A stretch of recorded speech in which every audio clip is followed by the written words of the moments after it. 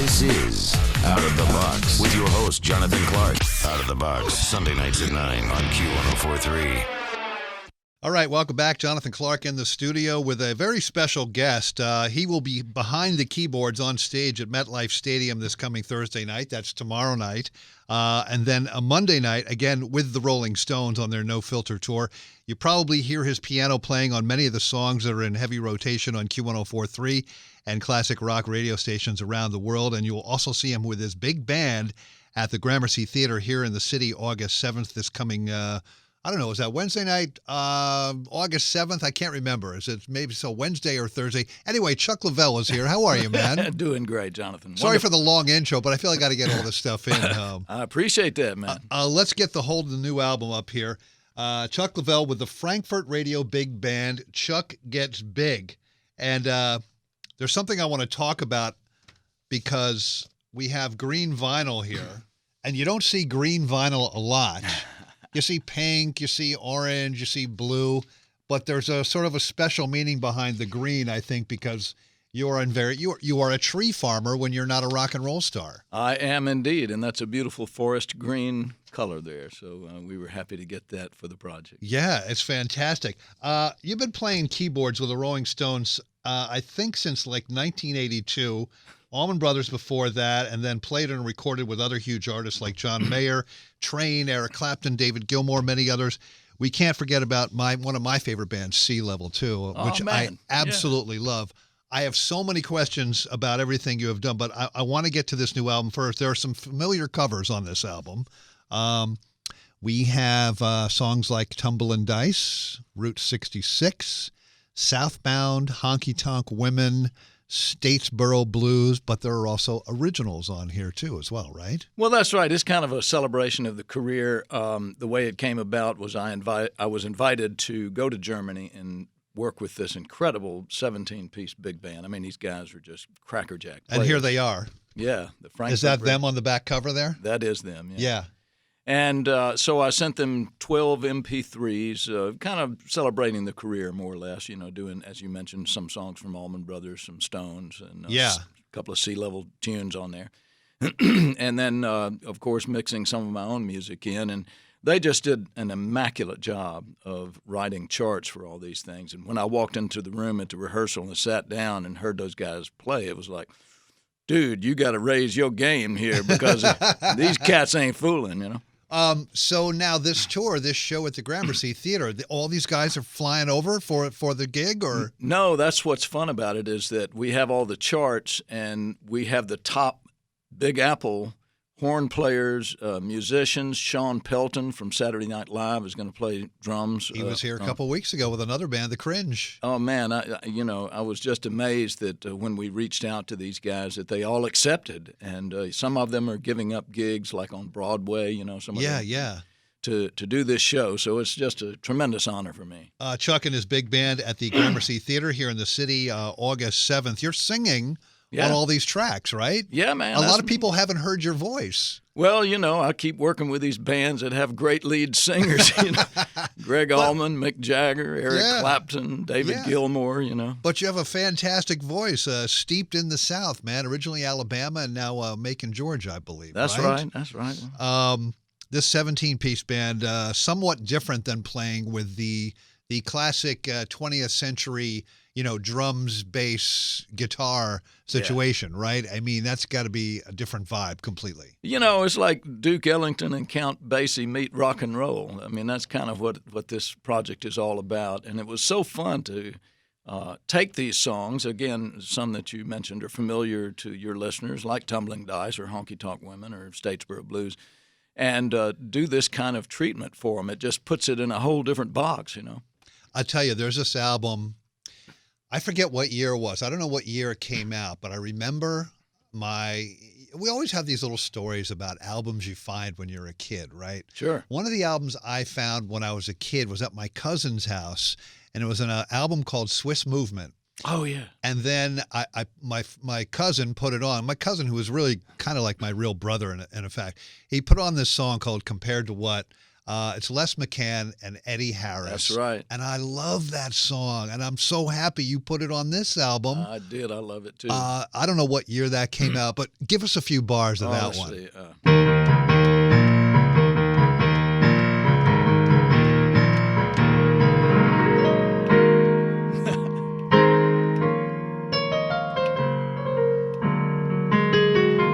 Goes on. Was that one of the ones? I mean, did you hear that when it first came out back in the day?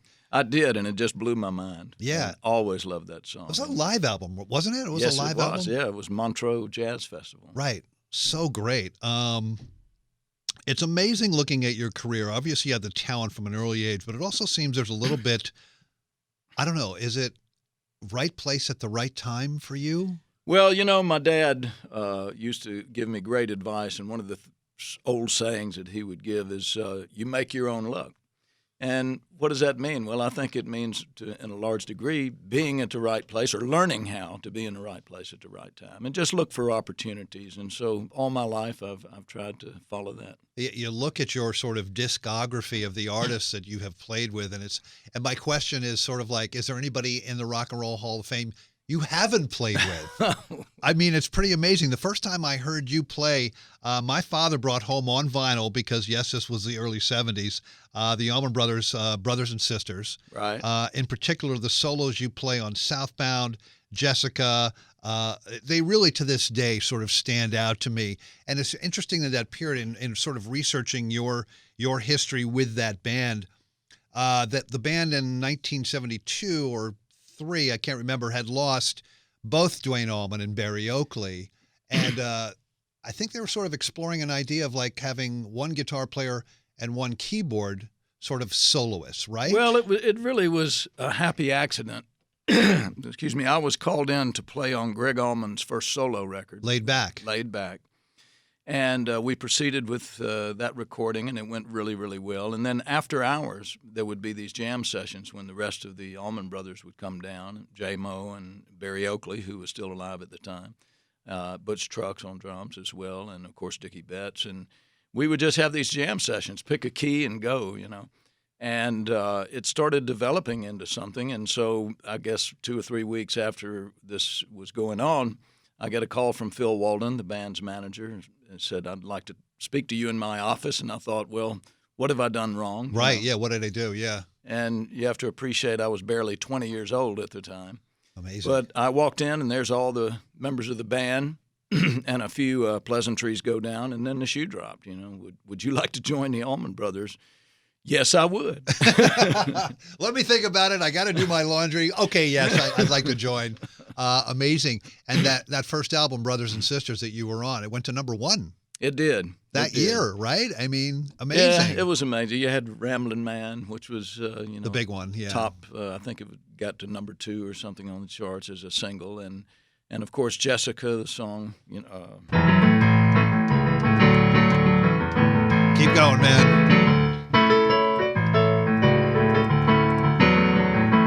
So on and so on. Yeah. And it was, it's just such a joy for me, again, as a young musician, 20 years old, to get that position and to be able to to work with these guys that were already established, and Greg was such a great songwriter, as Dickie Betts, of course, was as well at the time. Yeah, but it seems like, on that album particularly, they really sort of let you stretch out. You know what I mean? It wasn't like you're going to be the keyboard player. You're going to be like a keyboard player, and you're going to get a lot of solos. Well, the brothers were known for that. I mean, they didn't want to, do short pop songs so much. And there was no replacing Duane Allman. You just don't replace Duane Allman. And so, again, it was kind of a happy accident that these jam sessions went down, and I'm sure that none of them went into a room and said, let's get a keyboard player, Right. So it just kind of was osmosis, and thank heaven for it. And then after a few albums with the Allman Brothers, you did Sea Level, which was really like kind of that's interesting. It's almost like fusion, Yeah, it was kind of a rock and roll version of a fusion band with a little Southern soul thrown into it. And this came as the Allman Brothers were disbanding in 1976. There was a lot of reasons for that I won't really go into. But J-Mo, the drummer, and myself and Lamar Williams, the bass player, already had a little trio called We Three that we played just for our own enjoyment, for parties and at J-Mo's house, basically. Yeah. And J-Mo was encouraging us to listen to a lot of jazz music, John Coltrane, Miles Davis, and, Chick Corea, Herbie Hancock, and all this was going on. And so we kind of let that filter in a little bit to what we were doing. And I brought in my old pal Jimmy Knowles to play guitar on the first C-Level record, which was a quartet.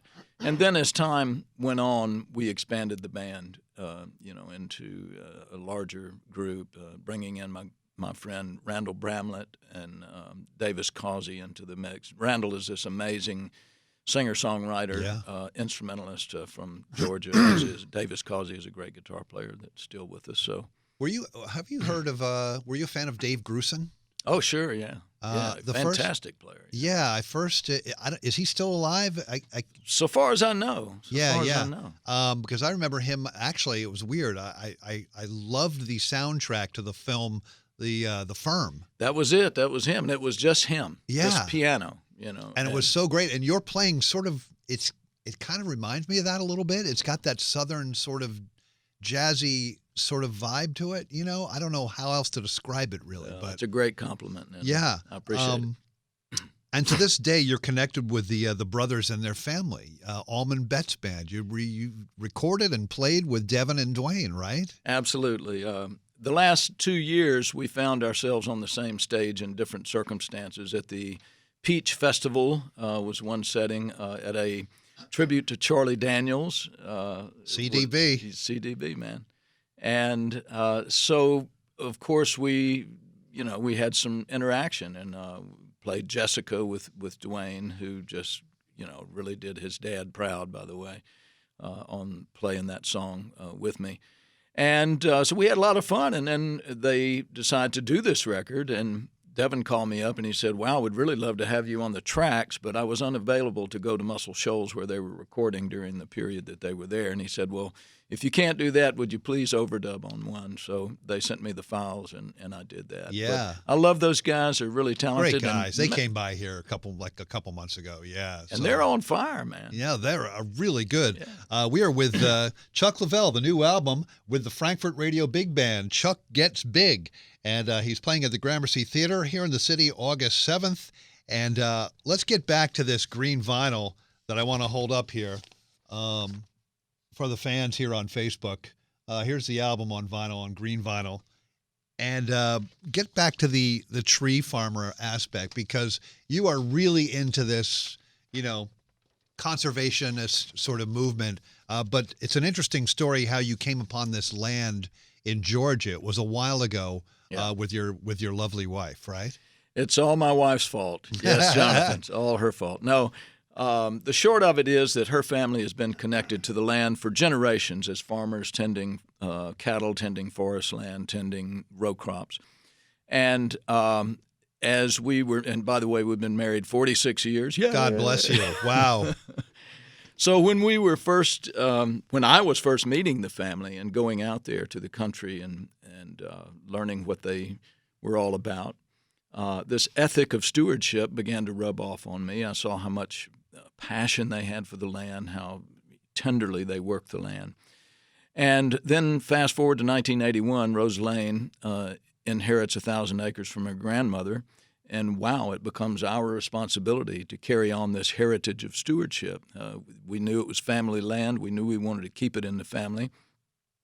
But the decision was, what do you do with it? The row cropping, the cattle farming was just going to be way too much. It was subject matters that I didn't know anything about, and I knew it was going to be too much day-to-day to try to maintain an operation like that. So I kind of went on a journey. I went to the library and went to other sources and eventually decided forestry, sustainable long-term forestry. That way I could pursue my musical career. Trees are going to grow. And along the way, I just learned so much about forestry and what, think about it.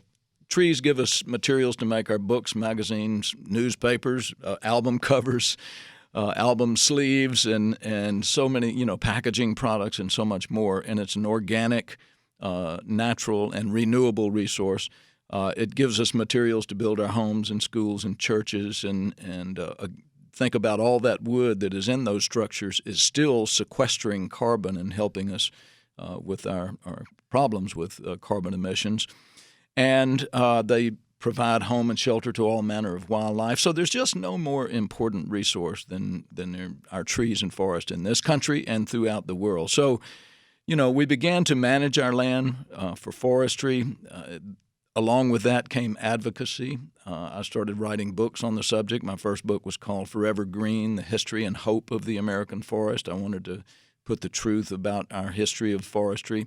There was a time when we raped and pillaged, unfortunately, but there was a turnaround during the era of Theodore Roosevelt and John Muir and Gifford Pinchot, all who realized, hey, we got to start practicing conservation here. And ever since then, we've been good stewards, I think, of our forests, and they've come a long, long way. And one of the things that I enjoy doing in this process of learning and getting into environmentalism in general was to co-found the Mother Nature Network, which is now, I'm proud to say, the world's most visited environmental website. Wow. It's mnn.com. We get about 5 to 6 million hits a month. Our offices are in Atlanta, and the idea is to be the go-to and most accurate resource for environmental information and education. mnn.com. That's it. I read the story yesterday that Ethiopia planted 350 million trees in 12 hours. Did you see incredible. that story? I did see that, yes. Quite amazing. Yeah. And it's all to sort of help clean the air, right? I mean, this is what trees do at the end of the day. They clean the air, right? They're the most important sequesterer of carbon that we have. But at the same time, the flip side of the coin, I don't know if you saw the article about the Amazon rainforest that's being depleted at an even more rapid rate now than it has been in recent years, and that's disturbing. So, people need to be aware of these things, and planting trees is a great thing. So whether you do it on the scale that you just mentioned in Ethiopia, or whether you just do it in a park or somewhere in your neighborhood, planting trees are a real good idea. I don't know if they did this to you in your elementary school, but when I was in elementary school, I think it was third grade, we each got a tree. And they said plant it in your backyard. Yeah. And to this day, that tree is, healthy. It's not, really tall necessarily, but it's still surviving. And I thought that was such a great thing. Well, it is a great thing. And you can do this for instance, we have trees that we planted for our grandsons and grandchildren. And you can do it in the memory of someone if there's a lost loved one that you want to. And it's such a great feeling to see that tree grow over the years and to go by it and to remember why you planted it. It is a really great feeling when you walk by that, and you know that you planted it and it's still surviving and it'll survive for generations after you, It's a good thing. You've done something with another Georgian recently by the name of Mike Mills from REM. Talk about that. Well, Mike, of course, was bass player and one of the songwriters in REM, and he's a good friend. He, as you mentioned, is a Georgia guy. And there's a third party involved, and that is Robert McDuffie. Now, a lot of people wouldn't know that name, but Bobby McDuffie is a world-class violin player, classical violinist, has played with every orchestra all over the world. He's just an absolutely amazing musician. And it happens that Mike and Bobby grew up together in Macon, Georgia, and they were friends as children, and then they chose these kind of diverging musical careers. Well, Mike wrote a requiem for strings so that he and Bobby could work together, and they went out and toured behind this thing, and it was very interesting and successful. And they said, well, what can we do to enhance this a little bit? And so they called me, and they said, listen, we have this idea about doing a night of Georgia music. So all the songs would be either about Georgia or by Georgia artists, or, would have a theme.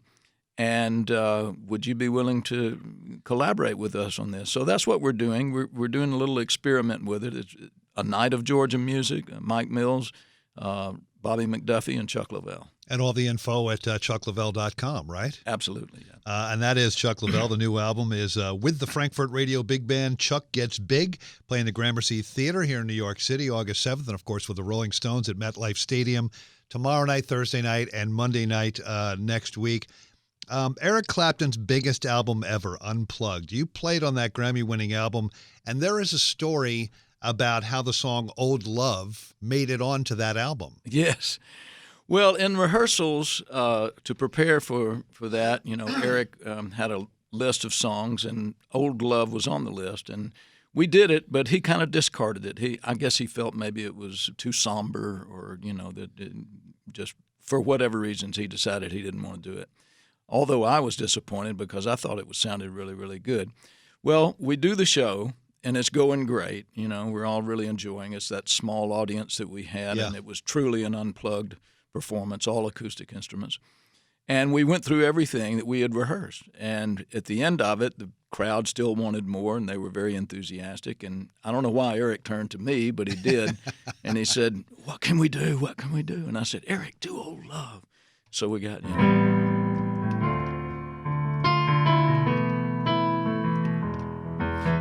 just a beautiful song.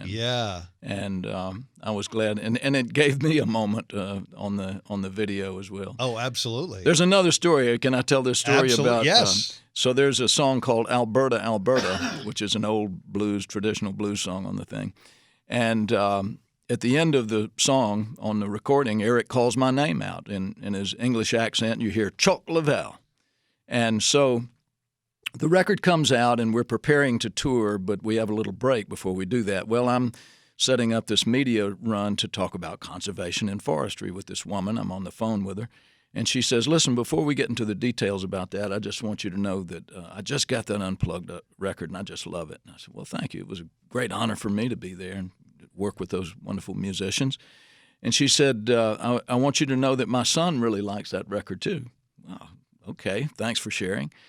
And she said, "That place where Eric calls your name out?" I said, "Yeah, I can't believe they left it on the record, but it's kind of cool." She said, "Well, my son really likes that part."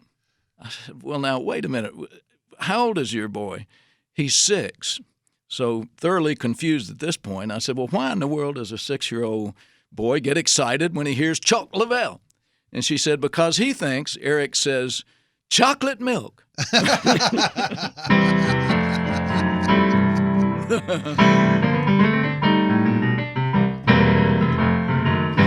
Alberta, Alberta. Yeah. Oh, fantastic. You are also on that huge Train song and album, Drops of Jupiter. Yes. Right. Yeah. That must have, and another huge album, right? I mean.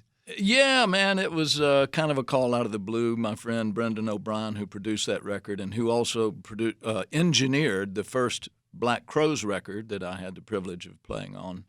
Shake Your Moneymaker. Shake Your Moneymaker, yeah. She Talks to Angels and the Otis Redding. Otis Redding, yeah, right. Have you ever been in a studio with Rick Rubin? Yeah, well, Rick was the reason I got that Black Crowes thing. He called me up. I was out in L.A. working on another session. I think it was with Dave Edmunds. And out of the blue, this guy calls me. And, he says, "Listen, we're working with this band, and they're from Georgia, and they'd like for you to play on the record." So it all developed, and I wound up working on it. But getting back to Train, so Brendan, who engineered that Black Crowes record that we recorded in Atlanta, comes through Atlanta, and he calls me, and he said, "Listen, we got this song with this band called Train, and the record company is all about it, and Paul Buckmaster is going to do all the string arrangements, and so we're putting a lot of into this thing." And he said, "I could probably play the piano part, but I'd really rather get somebody that can do it a little better, and are you available?" So, I went up on a day's notice, I think it was, from my home and around the Macon area up to Atlanta, and boom, we did the thing. And yeah, Brendan works out of Atlanta most of the time, right? Well, Seattle and Atlanta. Seattle. Okay, yeah. He became the grunge meister. Right, he produced, Pearl Jam and all those guys. How does that song go? Give us the intro to that.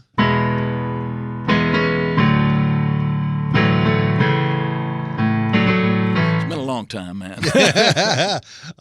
David Gilmour's Live at Pompeii. Oh, man. I mean, come on. Does it get better than that? I mean, no, it doesn't get better than that. So I'll try to make this brief. But 1984, I was MD, musical director, on a thing called Guitar Greats. It was a live performance for MTV at the Passaic Theater, Capitol Theater in Passaic, excuse me. And there was like 8 different guitar players, and David was one of the guys. And it went well, but we had only this brief time together, right? So 10 years go by, haven't seen David. I'm rehearsing with Eric Clapton in London. He comes by, says to myself and a couple of the guys in the band, would you like to come to my house? So we went. We had a few glasses of wine, talked about music. That was it. Another 10 years go by. And my wife says, Chuck, there's a message on your website here from someone claiming to be David Gilmour. And the message was, hi, Chuck, David Gilmour here, ... honest. And he left a contact. So I kind of reluctantly followed up. I thought maybe it was a joke or somebody was scamming, you know. But sure enough, he answered, boom, you know, really quickly. And I said, wow, David, it's been a long time. What's up, man? And he said, listen, I'm thinking about shaking up my band. I got a tour coming up in Europe, and I've been thinking about you. And I said, well, when is it? And he told me, and I said, you know what? I'm available. I said, you want me to come over and audition or play with you some just to be sure you're comfortable with it? He said, no, man, just come on. And so we get there, and we have this great rehearsal with this amazing band. And, of course, David is just such a sweetheart of a guy. Well, anyway, we get to the last song, and David says, you want to sing on this one? And I thought maybe, you know, harmony or something. And he said, no, you do this part.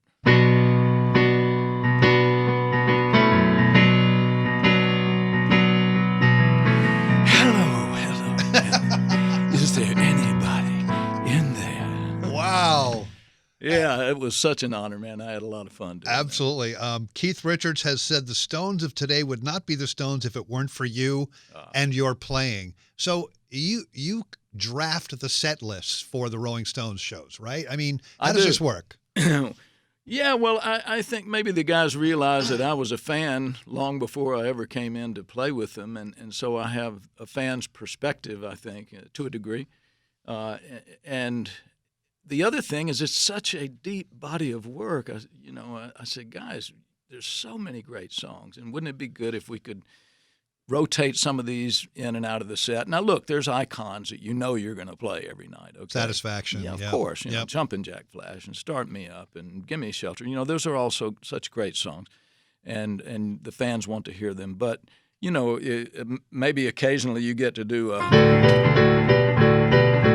Mama said yes, Papa said no, make up your mind, 'cause I got to go. You know, Exile there, yeah. Yes, and pull some real, you know, treasures out from time to time, and let the hardcore fans, you know, have some fun listening to them. So anyway, yes, I do the drafts. I send it to Mick and, of course, to Keith, and all the guys have a look, and everybody has an input. But I do the drafts, and I really enjoy doing that process. And you joined in, 1982? 82. 82. So you've been in the thick of it for a long time. And you've seen all the jokes, you've seen all the memes. The Rolling Stones are getting old, and they're older than you. All of them are older than you, I think, right? But are you amazed at the stamina of the band and the resilience of the band? And then Mick Jagger gets heart surgery. He posts video 2 weeks later of him dancing. Does it blow your mind? It does blow my mind. It's remarkable, and he is a remarkable individual. You know, he's very, very disciplined. He looks after himself so well, and this was a huge surprise, especially to him. And we were all concerned, but, you know, the upside was he does take such good care of himself that the prospects were excellent, and along with the medical technology these days, which is amazing. So, yeah, he bounced back I think he was in the gym a week or 10 days after the procedure, which is crazy. But, you know, it's all the guys. And I say to people, look, rock and roll keeps you young. And I think it's true. You know, when you have a passion for what you're doing, really whatever it is, but especially if you're a musician, if you're a performer, it really does help you mentally to stay young and keep yourself fresh. And, you know, I don't care what the numbers are. I mean, you know, when you're playing to 55,000 people a night, something's working. Yeah. I mean, and like, why would you retire? Like, No. if that's your job and you don't have to do it every day of the year, you do it for a month or so. I mean, why would you ever retire? No, exactly. Especially on that level where everything's really, really comfortable. And, you know, the creativity level is still there. I mean, there's been some recording in the past couple of years. There's going to be a new record at some point in time. You got a hint of how that's going to sound, or an inkling? Or Well, I've been privileged to be on some of it, and, Yeah. and it's coming along. Let me just say that. classic And- Stones kind of Oh, like yeah. vibe? Oh, yeah. But Yeah. they're always experimenting, you know. That's the other great thing about this band. They're not afraid to stretch, you know, and explore different territories. So, you know, there's more work to be done, no doubt. But, you know, the bottom line is they're still writing songs, man. Yeah, yeah. Is there one Rolling Stones gig where to this day you go, oh my God, I can't believe we played there and that happened? Is there one that sort of comes to mind immediately? Well, there's a lot. The first one I would mention would be playing in Berlin. Well, actually, Prague was the more important show. Prague, which was the former Czechoslovakia. Czech Republic. And Yeah, this yeah. would have been in 1990 when the wall fell in '89, a few months before we got there.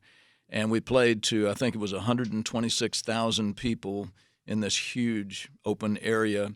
And I'll never forget the posters that were throughout the town read, "Tanks roll out, Stones roll in." Wow. And just the feeling, you know, Václav Havel had just become the leader of the country. He was this dissident poet and artisan, and the feeling of freedom that everyone had in that city at that time is something I'll never forget. But a little more recent times, going to Havana in Cuba and playing to 750,000 folks. Is that all? And there's been more. I mean, we played a show in Rio de Janeiro With about the same amount of people, I think, right? Yeah. It was more like 1.5 million. Wow.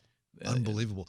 Chuck Leavell, your top 5 rock and roll keyboard players of all time. Oh man, Top of your mind right now. Just Leon Russell, Nicky Hopkins, Elton John, my pal Bruce Hornsby, and let's see who else. Oh man, Barry Beckett, who is a great session guy from Muscle Shoals, wonderful player, played on many hit records. his name is Chuck Leavell. Here's the new album that everyone should go out and get. It's Chuck Gets Big with the Frankfurt Radio Big Band. And boy, it is a big band. There they are in the back, and they're playing the Gramercy Theater. Let's see, August 7th. That's next week here in New York City. And, of course, on tour with the Rolling Stones, MetLife Stadium tomorrow night, Thursday night, and then again Monday night. Have you played these versions of the Rolling Stones songs for Mick or Keith yet? I did, and as a matter of fact, we did a video for the song Tumbling Dice. And just real quickly, what we did is we got archival footage of old big band, black and white big bands like, you know, Count Basie and Duke Ellington and those guys. And we synced up the horn parts to those video sync, right? Yeah, the footage. And then we hired a theater in Atlanta, and we got a piano, and I was dressed in a tux, and so they put me on the stage behind the big screen, and then they projected the clips that they had synced up so that I'm playing with those guys. In the band, fantastic. you know, and we're going to be releasing that video pretty soon. So And we can find that on YouTube, but obviously chuckleavell.com as well. yeah, right? I think it's going to be maybe a week or so before we do kind of a big blast to release it out there, but be looking for it. Chuck Leavell, a legend. Come back here anytime. We love you in New York City, obviously. Congrats on the new album and all the incredible things that you're doing. We really appreciate it. And please come back here anytime. A real pleasure, Jonathan. Thank you. This is Out of the Box with your host, Jonathan Clark. Out of the Box, Sunday nights at 9 on Q1043.